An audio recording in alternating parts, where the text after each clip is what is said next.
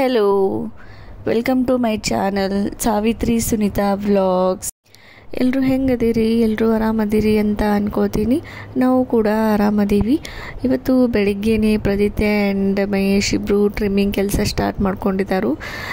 ಪ್ರದಿತ್ಯಂಗೆ nails ಉದ್ದು ಬಂದಿದ್ದು, so ಹೀಗಾಗಿ ಅವ್ರ ಅಪ್ಪಾಜಿ ಅವ್ರ ನೇಲ್ಸನ್ನು ಕಟ್ ಮಾಡಕತ್ತಾರು.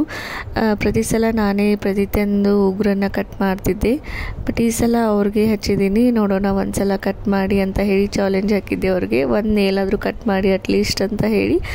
ಬಟ್ ಅವನು ಫುಲ್ ಕಾಡ್ಸತ್ತಿದ್ದ ಅವ್ರಿಗೆ. ಅಂದರೂ ಕಷ್ಟಪಟ್ಟು ಎಲ್ಲ ಬೆರಳದೂ ನೇಲ್ಸನ್ನು ಕಟ್ ಮಾಡಿದರು. ಸೊ ಬನ್ನಿ ಇವತ್ತಿನ ವ್ಲಾಗನ್ನು ಸ್ಟಾರ್ಟ್ ಮಾಡೋಣ. ಏನಿದೆ ಇವತ್ತಿನ ವ್ಲಾಗಲ್ಲಿ ಅಂತ ಅಂದರೆ, ನಾನಿವತ್ತು ನಿಮ್ಮ ಜೊತೆ ಒಂದು ಐಸ್ ಕ್ರೀಮ್ ರೆಸಿಪಿನ ಶೇರ್ ಮಾಡ್ಕೊಳತ್ತೀನಿ. ಸೊ ನಾನು ಮನೆಯಲ್ಲಿನೇ ಯಾವ ಥರ ಐಸ್ ಕ್ರೀಮನ್ನು ಮಾಡಿದ್ದೀನಿ ಅನ್ನೋವಂಥ ರೆಸಿಪಿನ ಶೇರ್ ಮಾಡ್ಕೊಂಡಿದ್ದೀನಿ.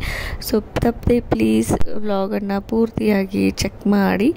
ಆ್ಯಂಡ್ ಇಲ್ಲಿ ಒಂದು ಹೇಳಬೇಕಂತಂದರೆ, ನಮ್ಮ ಮನೆಯಲ್ಲಿ ನಮ್ಮ ಫ್ರಿಜ್ಜಲ್ಲಿ ವೆಜಿಟೇಬಲ್ಸು ಆಮೇಲೆ ಫ್ರೂಟ್ಸ್ಗಿಂತ ಜಾಸ್ತಿ ಐಸ್ ಕ್ರೀಮ್ನೇ ಇರುತ್ತೆ. ಅವು ಇರಲಿಲ್ಲ ಅಂದರೂ ನಡೆಯುತ್ತೆ, ಬಟ್ ಫ್ರಿಜ್ಜಲ್ಲಿ ಐಸ್ ಕ್ರೀಮ್ ಇರಲಿಲ್ಲ ಅಂದರೆ ನಡೆಯೋದೇ ಇಲ್ಲ.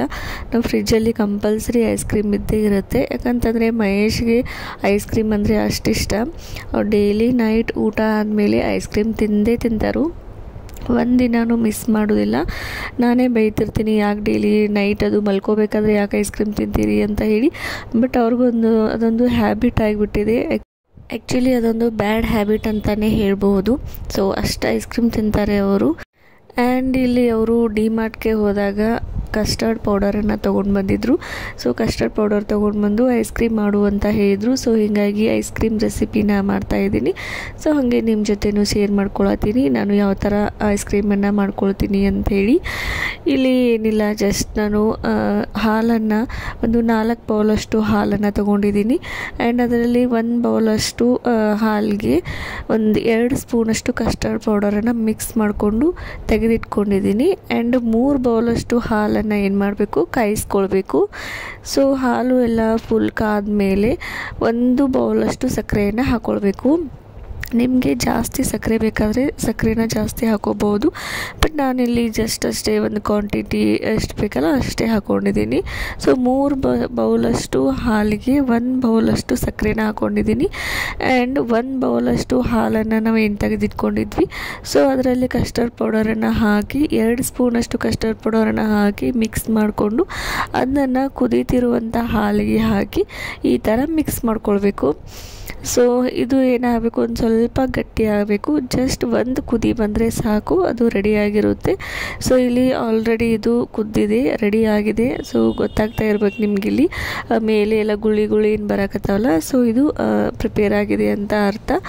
ಸೊ ಇದನ್ನೇನು ಮಾಡಬೇಕು, ಇನ್ನು ಗ್ಯಾಸನ್ನು ಆಫ್ ಮಾಡಿ ಇದನ್ನು ತಣ್ಣಗಾಗೋದಕ್ಕೆ ಇಡಬೇಕು. ನಾನು ಸ್ವಲ್ಪ ಆರಲಿ ಅಂತ ಹೇಳಿ ತೆಗೆದಿಟ್ಟಿದ್ದೀನಿ. ಸೊ ಅಷ್ಟರಲ್ಲಿ ನನ್ನ ಮಗ ಎದ್ಬಿಟ್ಟ.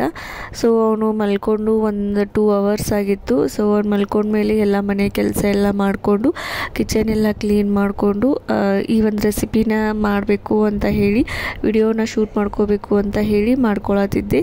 ಅಷ್ಟರಲ್ಲಿ ಅವನು ಎದ್ಬಿಟ್ಟ. ಸೊ ಅವನು ಎದ್ರೆ ಅಂತೂ ಮುಗೀತು, ಅವನ ಕೆಲಸನೇ ಸ್ಟಾರ್ಟ್ ಆಗಿಬಿಡ್ತೈತೆ ನನಗೆ.